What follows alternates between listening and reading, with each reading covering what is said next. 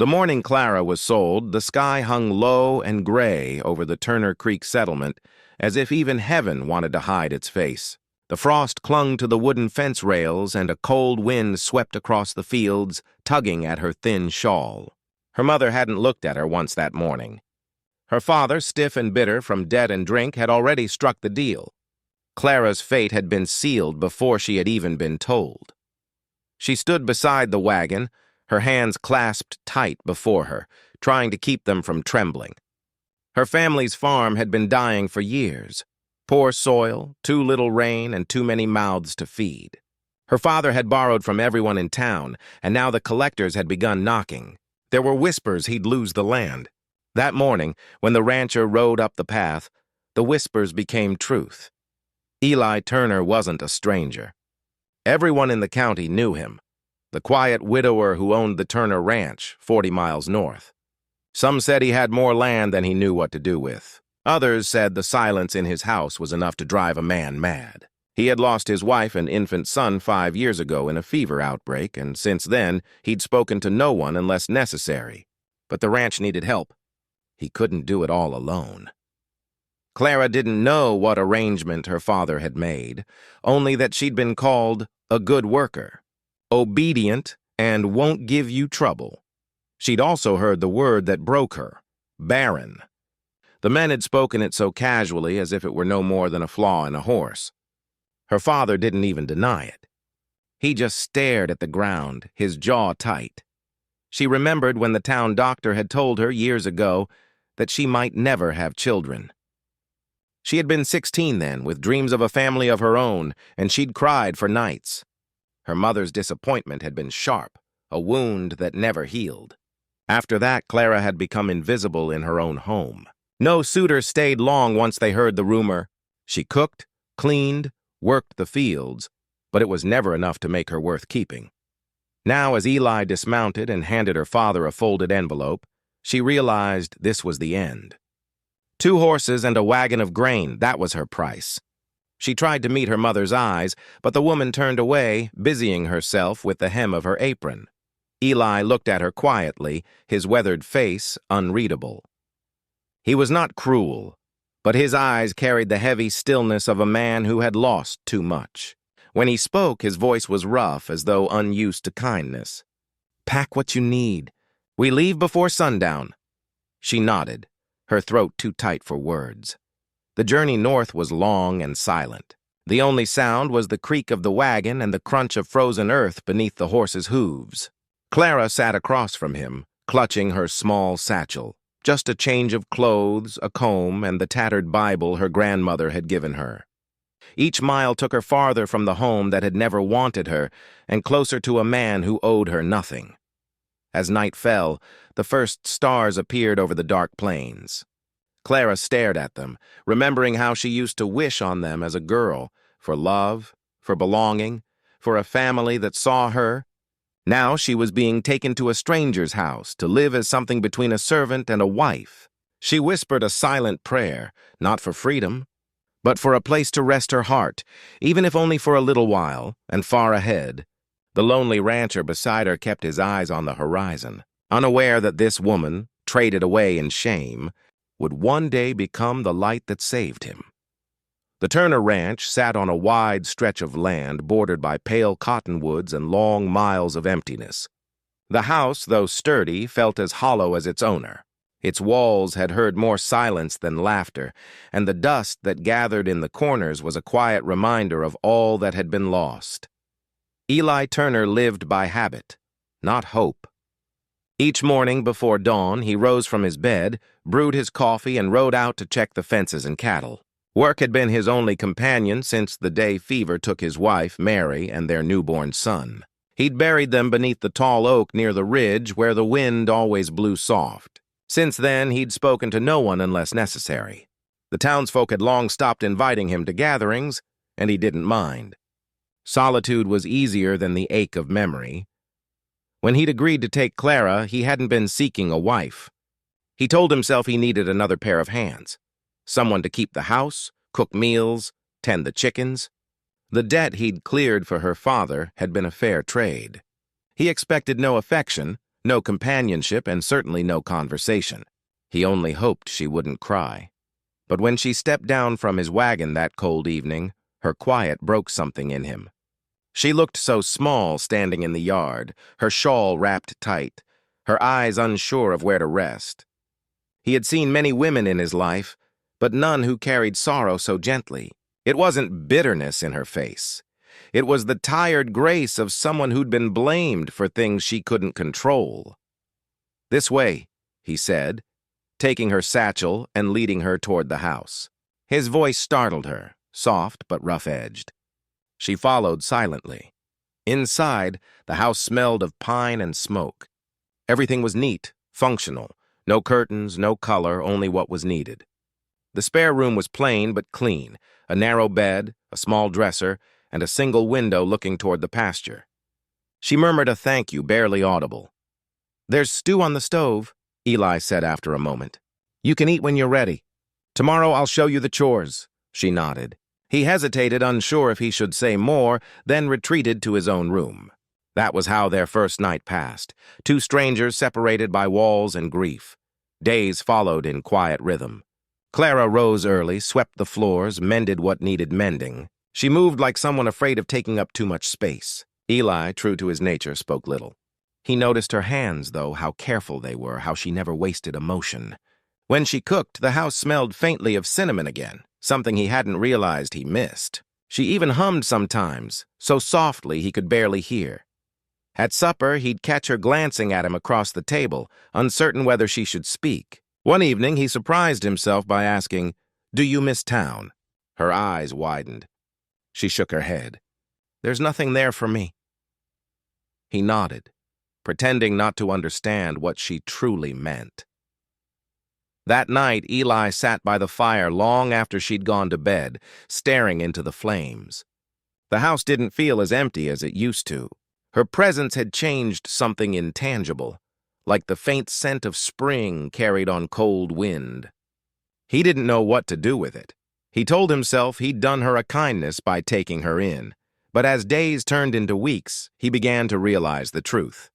Perhaps it was she who'd done him the favor.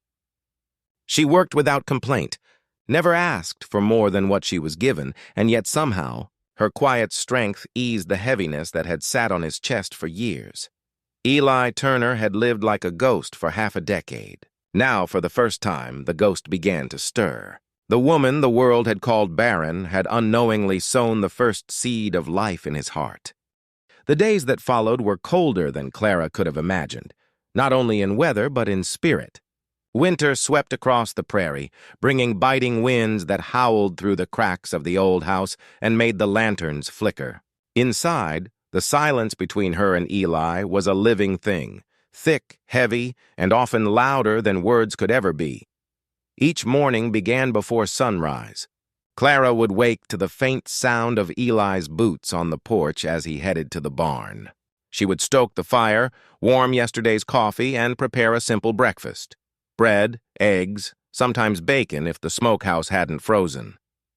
He rarely spoke when he returned, offering only a nod of thanks before eating in silence. Then he'd disappear into the fields, leaving her alone with the creak of the old floorboards and her thoughts. The house was large, far larger than two people needed. Every corner held traces of the life Eli had lost. Once, while dusting, Clara found a child's wooden rattle tucked inside a drawer. The sight of it made her chest tighten. She placed it back carefully as though it were sacred. She wondered if Eli knew it was still there, or if he had left it deliberately. Too afraid to move on, sometimes she'd see him from the window, working the land with quiet precision, shoulders bent against the wind. He looked carved from the earth itself, strong, patient, enduring. Yet beneath that stillness, she sensed something deeper, a sorrow that mirrored her own. One evening, after a long day mending fences and tending livestock, Eli came in with frost on his coat. Clara, without thinking, took his gloves and set them near the fire to dry. He paused, watching her hands. "You don't have to do that," he said gruffly. "I know," she replied softly, not meeting his eyes. "But I want to." It was the first time she had answered him with something other than, "Yes, sir." The faintest flicker of surprise crossed his face before he turned away. "Thank you," he said after a pause, the words rough but sincere. That night, he ate both helpings of stew she'd made. Still, there were moments when the loneliness pressed too hard. Clara would step outside in the evenings and look toward the horizon, where the sun dipped below the hills in a blaze of orange and gold.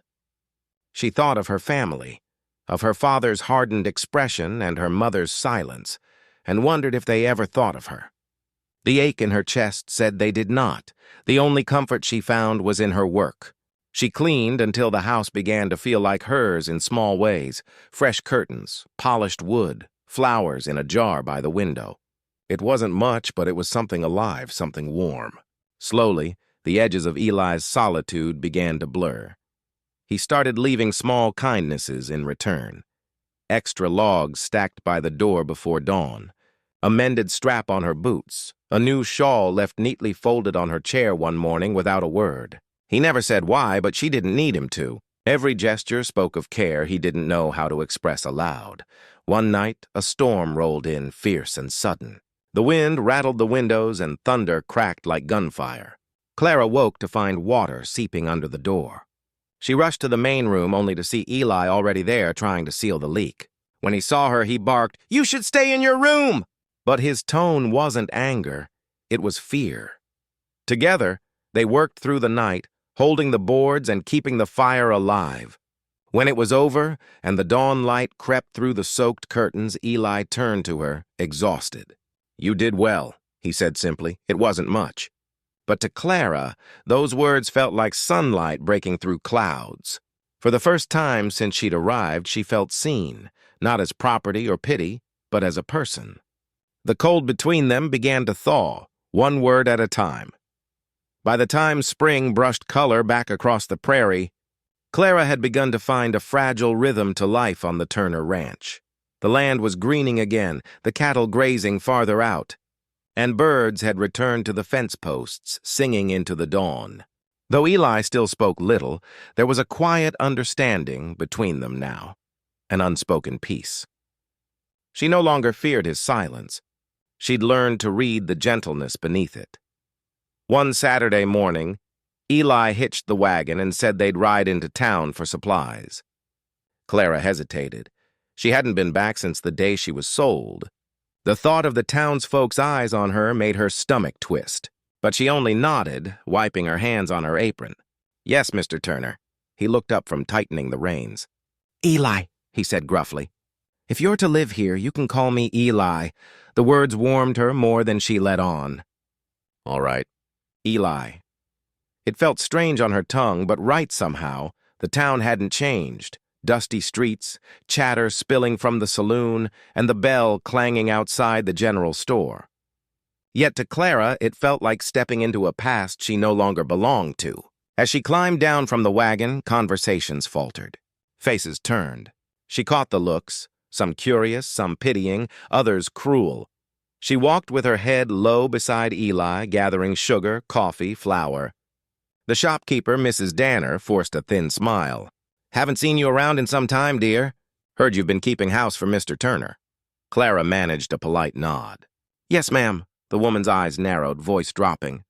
"A fine man, Mr. Turner. Shame you couldn't give your last one any heirs. Guess it's good he doesn't seem the sort to mind." The word struck like a lash. Clara froze, heat flooding her cheeks. Around her, she heard snickers from the women by the counter, old church ladies pretending to whisper. Before she could respond, a low voice cut through the air. "That's enough." Eli stood behind her, a sack of feed in one hand, his jaw set hard. His eyes, usually calm, burned with quiet fury. "You'll speak to my wife with respect," he said evenly. The room fell silent. "She's done more honest work in one winter than most do in a year. You forget yourselves if you think you can shame her here." No one dared meet his gaze. Mrs. Danner stammered an apology, cheeks red. Eli dropped his coins on the counter, collected their things, and gestured for Clara to follow. The walk back to the wagon was wordless. Clara's heart pounded. Not from embarrassment now, but from something deeper, something unfamiliar. No one had ever defended her before. No one had stood beside her and said my wife like it meant something sacred. They rode in silence until the town faded behind them. The wind tugged at her shawl and she stared at her hands, unsure what to say. Finally, she whispered, "You didn't have to do that." Eli kept his eyes on the road. "Yes, I did. But they'll only talk more now." "Then let them talk," he said simply. "The world's full of people who need someone to look down on. I won't let them do it to you." Something in her chest cracked open. She turned her face toward the wide horizon, blinking back tears she didn't want him to see. The sun was setting low, painting the sky gold and crimson. In that fading light, she saw him not as the cold, distant rancher she'd first met, but as a man quietly carrying his own scars and, somehow, willing to protect hers. When they reached home, Eli lifted the sacks from the wagon and paused at the porch. "You shouldn't believe a word they say, Clara. You belong here." That night, when she lit the lamp and set the table for supper, her hands no longer trembled. The shame that had shadowed her for years began, slowly, to lose its hold. For the first time, Clara felt the stirrings of something she had long thought impossible: respect, safety, and maybe, beneath it all, the fragile beginning of love. That night, after their trip to town, Clara could hardly sleep. The echo of Eli's words, "She's my wife," played in her mind over and over, wrapping around her heart like a fragile warmth she didn't quite know how to hold. No man had ever claimed her with such quiet conviction before, not in pity, not in ownership, but in protection. She lay awake, listening to the wind whistle around the corners of the house, and for the first time since coming to the ranch, she didn't feel entirely alone. The following days carried a gentler rhythm. Eli was still a man of few words, but something between them had shifted. He began taking his coffee in the kitchen instead of on the porch, sharing the morning silence with her. Sometimes he'd offer a quiet remark about the cattle or the weather, and she'd answer softly, grateful just to hear his voice. The ranch felt different, still quiet, but no longer cold. One evening after supper, the sky turned a deep rose over the pastures. The air smelled of rain, and the last of the sunlight glowed through the window, gilding the table between them. Eli was oiling his saddle while Clara mended a torn curtain. They worked in companionable silence until she spoke suddenly, surprising herself. "Eli," she said softly, "do you ever miss them?" He looked up, startled. It was the first time she had spoken of his past aloud. For a long moment, he didn't answer. Then, setting aside the saddle strap, he leaned back in his chair, eyes fixed on the fading sky. "Every day," he said finally. "But missing them doesn't bring them back." His voice was rough, threaded with old grief. Clara nodded, understanding too well the ache of loss, the kind that lingers in quiet corners and lonely nights. She hesitated, then set down her needle. "I know what it is to lose something that can't be replaced." He glanced at her, curiosity flickering in his eyes. "Your family?" She swallowed hard. "No," she said. "Not them. They were never really mine. I meant the chance to be what they wanted me to be." Her hands twisted in her lap. "When I was 16, the doctor said I might never bear children. After that, my mother stopped speaking of my future. My father stopped seeing me at all. Every time someone asked for my hand, they'd whisper, and then they'd disappear. I thought—" She broke off, her throat tightening. "I thought that made me worthless." The room was still except for the crackle of the fire. Eli's gaze softened. He didn't speak right away, but when he did, his voice was steady and kind. "Clara," he said, "you're not worthless. Don't let anyone tell you that again." She looked up, eyes bright with tears. "But it's the truth. I can't give you—" He cut her off gently. "I didn't marry you for children." His tone was firm, leaving no room for pity. "I married you because I needed someone who wouldn't give up on life. Someone who still knows how to keep going when everything else has gone wrong." For a moment, neither spoke. The firelight danced between them, painting his face in gold and shadow. Then slowly she smiled through her tears. "You don't even know me," she whispered. "I know enough," he said quietly. "I know you've worked hard every day since you got here. I know you care about this place. And I know you've brought more life into this house than I ever thought I'd see again." Something inside Clara broke open then, not from pain, but from relief. She hadn't realized how starved she'd been for words like those. "Thank you," she said, her voice trembling. He nodded, eyes steady on hers. "You don't owe me thanks. Just don't stop being who you are." Outside, thunder rumbled low in the distance, but inside the house, warmth filled the space between them. For the first time, the silence wasn't something to fear. It was something that held them both, gently, like a promise unspoken. And in that quiet, Clara felt it. Trust, small and fragile as a seed, taking root in the soil of her heart. By the time summer reached the Turner Ranch, the land had come alive again, and so, in quiet ways, had Clara. The long months of cold and silence had given way to the hum of life, bees in the clover, cattle lowing across the meadow, and the sweet scent of wildflowers carried on the wind. The prairie, once a stretch of gray emptiness, now shimmered in gold and green. Clara rose with the dawn each day, her skirts brushing dew from the grass as she walked the fence line. She had learned to saddle a horse, mend a broken gate, and guide the plow team through the fields. Eli had taught her, patient but firm, his voice low and steady as he explained each task. At first, she made mistakes, blisters on her hands, ropes tied wrong, but she refused to quit. And when she'd get something right, Eli would give a single approving nod that made her heart flutter more than she cared to admit. They worked side by side through long days beneath the sun, often speaking little yet sharing everything that mattered. She began to notice small things about him, the way he squinted into the light before tipping his hat, the faint scar along his jaw, the quiet hum he made when he was deep in thought.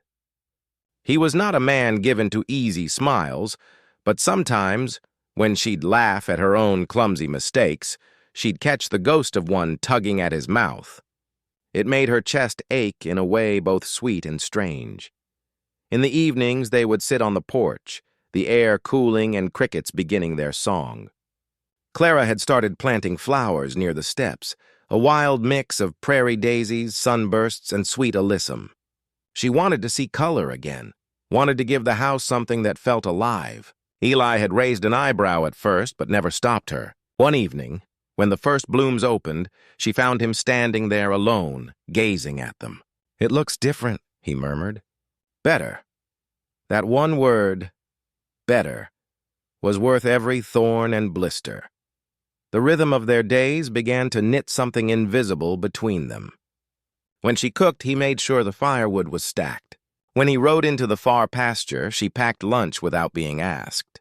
It wasn't romance in the storybook sense, no stolen kisses or declarations, but it was something deeper, steadier.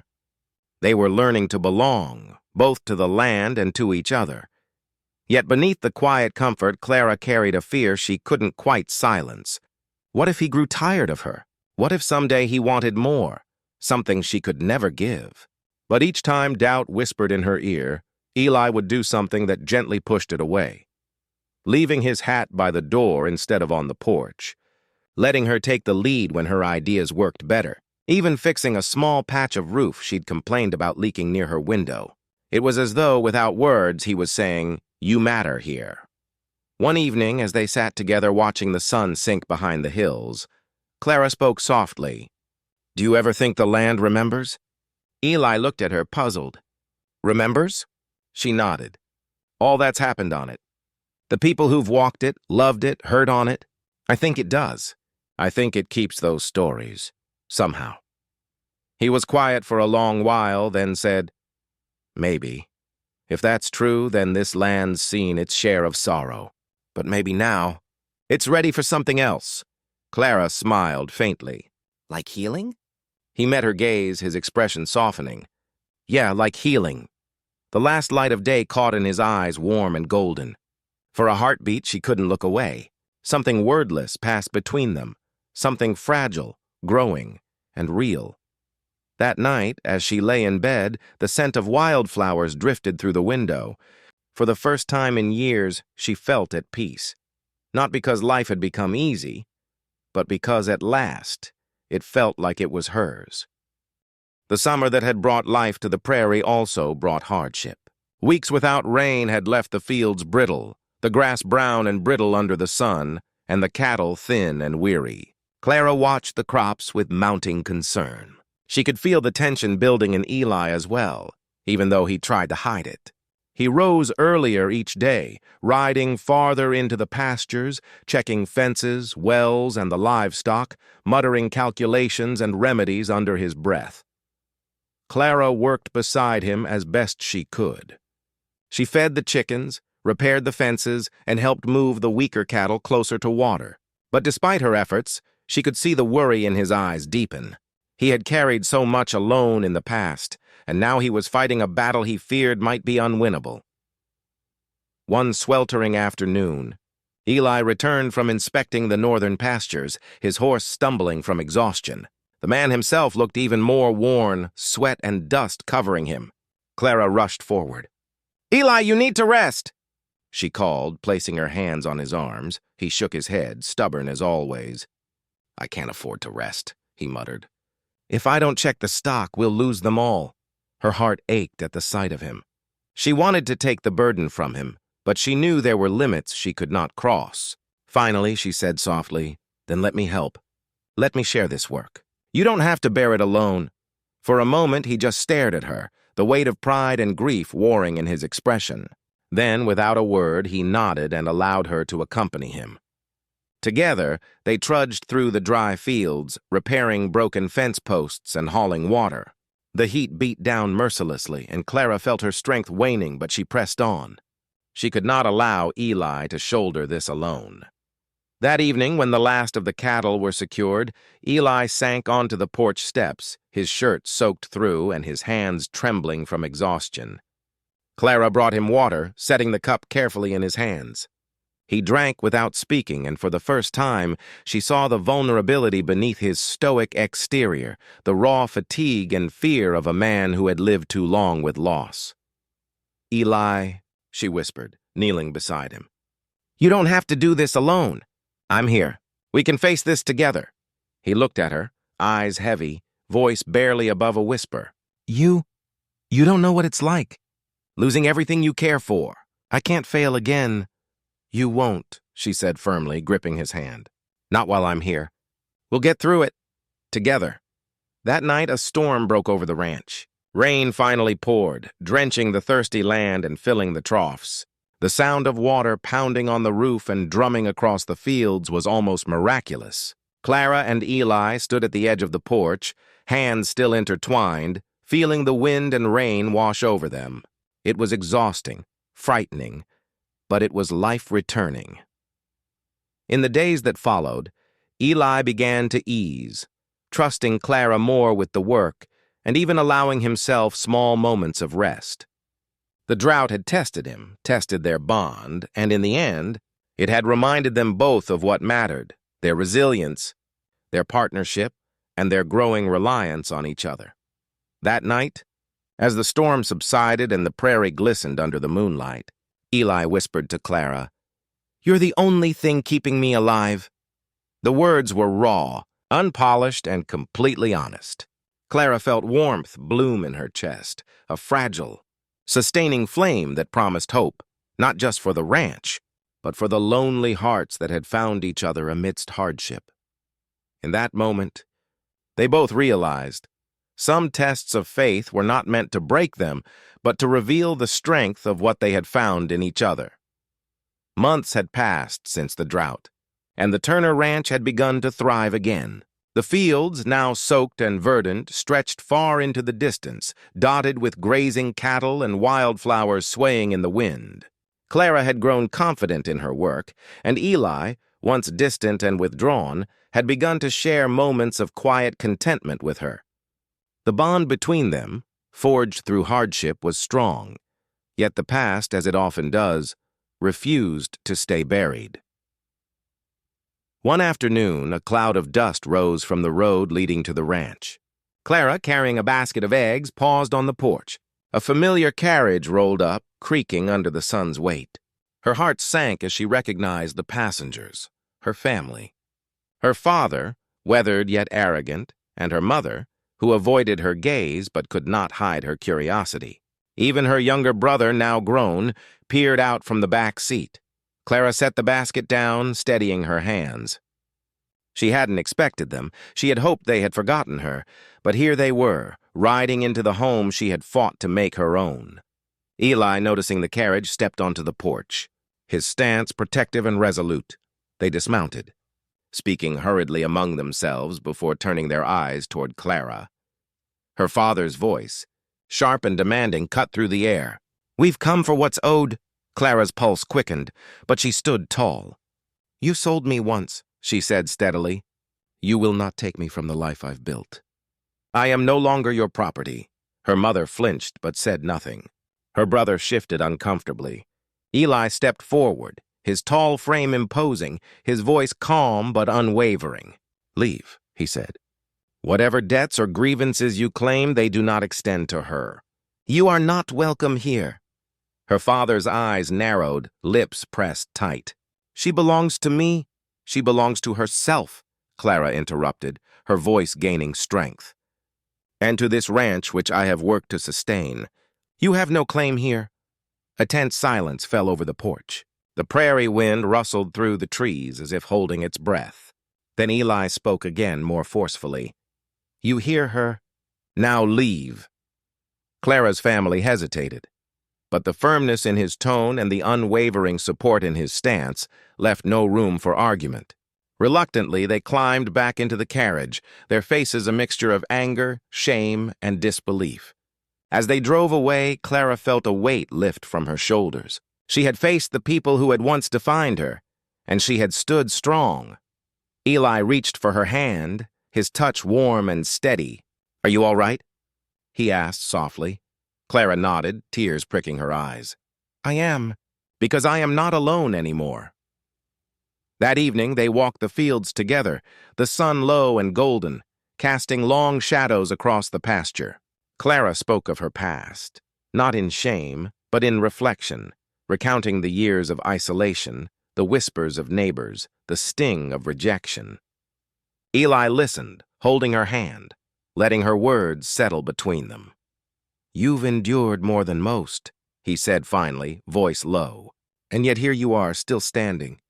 I can't tell you how much that means, to me, to this place." Clara leaned against him, comforted by his presence. The ranch, which had been a place of solitude and work, had become a sanctuary. Their life together was no longer defined by the shadows of her family's judgment, but by the quiet strength they had built side by side. That night, as the prairie settled into calm under a silver moon, Clara understood something vital. The past could return, but it could no longer control her. She was no longer the girl sold for debt, the one deemed barren and unworthy. She was whole, strong, and loved, not for what she could give, but for who she had become. And Eli, standing with her in the light of that realization, whispered softly, "We've weathered the storm.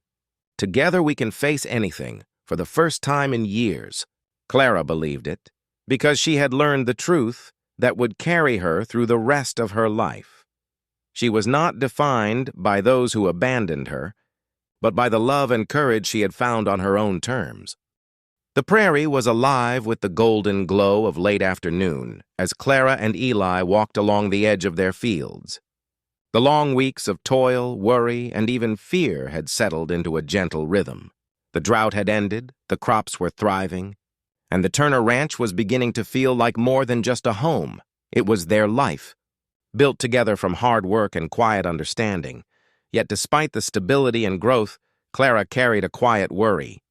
Her heart had opened slowly, and now she was aware of the deeper feelings that had begun to root themselves there. She cared for Eli more than she had ever expected, and the thought of confessing her emotions made her stomach tighten. Could he feel the same? Could he see beyond the distance and grief that still lingered in his eyes? Eli, meanwhile, sensed a change in her demeanor. She smiled more often. Her eyes carried a light that hadn't been there when she first arrived, and her presence was less hesitant, more certain. He watched her from the porch, seeing her bend to tend the flowers she had planted along the fence, and felt a warmth he could no longer ignore. For years, he had lived in solitude, convinced that love and companionship were things he had lost forever. Yet here she was, alive and persistent, quietly claiming a place in his heart. That evening, after supper, they sat together on the porch, the sun painting the horizon in shades of amber and rose.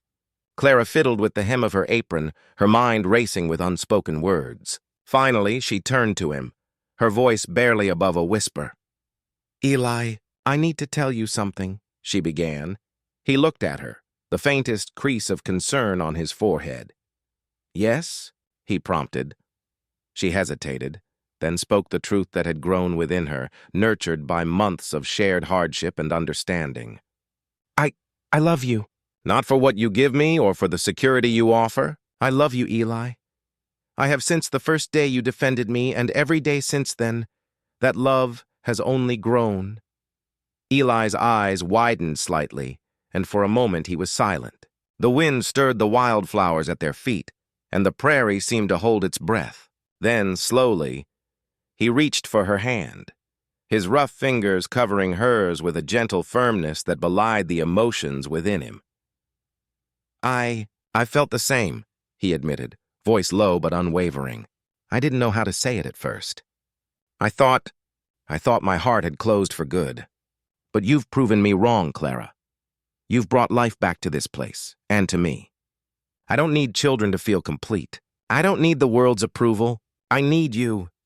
Tears welled in her eyes, and she leaned into him, resting her head against his shoulder. The words they exchanged were simple yet profound. A declaration that love was not conditional, and that their bond had grown from trust, respect, and shared resilience. Eli lifted her chin gently, looking into her eyes. "I want this," he said. "I want us as we are. You and me here, together. Nothing else matters." Clara smiled through her tears, feeling a weight lift from her heart. For years, she had been defined by what she could not give, judged for her inability to fulfill others' expectations. But in Eli's eyes, she was enough, whole, cherished, and loved for who she was. That evening, as the sun dipped behind the distant hills, they walked hand in hand along the fence line. The land they had nurtured together seemed to glow with renewed life, reflecting the quiet joy that filled their hearts. No longer bound by shame or fear, Clara realized that love was not about perfection, nor was it contingent on societal expectations. It was about two people choosing each other. Again and again, in every shared moment, and in that choice, they found freedom, strength, and the promise of a life together, a life built not on what they lacked, but on the love they had chosen to give. Seasons passed on the Turner Ranch, each one weaving a tapestry of life, love, and renewal. The once barren fields now shimmered with green, dotted with grazing cattle and wildflowers swaying in the wind. The house that had been quiet and cold when Clara first arrived now hummed with warmth, the kind of warmth that came from hard work, shared laughter, and the quiet companionship of two people who had learned to rely on each other. Clara had grown into the ranch, and the ranch into her. She no longer questioned her worth, nor did she carry the burden of her family's judgment. The shame of being called Barren had been replaced by the knowledge that love and fulfillment were not measured by what one could produce, but by the life one created and nurtured. Eli had taught her, in both word and action, that her presence, her heart, and her resilience mattered far more than the expectations of others. They had learned to cherish the simple things, the crackle of the morning fire, the aroma of bread baking, the golden glow of sunset over the pasture. Together they maintained the ranch, tended the animals, and cared for the land, each day reinforcing the bond that had grown stronger through trials and hardships. Love had become the quiet rhythm of their lives, steady and enduring. One crisp autumn morning, Clara stepped outside to find Eli already in the field, inspecting the fences. She carried a basket of apples from the orchard, the red and gold fruits a testament to months of care. As she approached, he looked up and smiled, a small, genuine expression that lit his eyes. "You've done well," he said, nodding toward the orchard. Everything's thriving. This place, it's alive because of you. Clara felt warmth rise in her chest, but it was no longer the fragile, uncertain warmth of earlier days. It was a deep, enduring contentment. We did it together, she said softly, setting the basket down. Eli reached for her hand, intertwining his fingers with hers. For the first time, the word home felt complete, not just a house or a plot of land, but the shared life they had built, the bond they had nurtured, and the love that had grown despite every shadow of the past. The ranch flourished under their care. Neighbors and travelers who passed through would stop to admire the Turner place, remarking on its beauty and the careful tending of every corner. Clara smiled, quietly proud, knowing that each flower she planted, each fence she repaired, was part of a life reclaimed and transformed. Though they had no children, their love filled the house and the land in ways beyond measure. Their companionship was a family in itself, a testament to resilience, commitment, and the quiet joy of choosing one another each day. One evening, as the sun dipped below the distant hills and painted the prairie in shades of orange and gold, Clara took her journal and sat by the porch. She wrote of the journey that had brought her here, the family who had sold her, the loneliness she had endured, and the love she had found in a man who saw her as whole, not defined by what she lacked. She paused and looked at Eli, who was tending the fire, his face serene in the twilight. She smiled to herself, realizing the truth that had taken so long to arrive. The past could not dictate her future. She was no longer the girl sold as barren, nor the woman silenced by fear and shame. She was loved. She was chosen. And in that love, she was free. As the prairie night settled, Eli joined her on the porch, taking her hand without a word. Together, they watched the stars emerge, countless points of light reflecting the vastness of the life they had reclaimed. Clara leaned against him and whispered, "Once, I was sold and discarded. Now I am home. Now I am whole." Eli squeezed her hand gently and replied, "And I have all I need, right here, with you." The ranch, the prairie, and the house were no longer empty. They were full of life, love, and promise. And for Clara and Eli, every sunrise and every sunset marked the beginning of something enduring, a testament to the strength of hope, resilience, and the choice to love.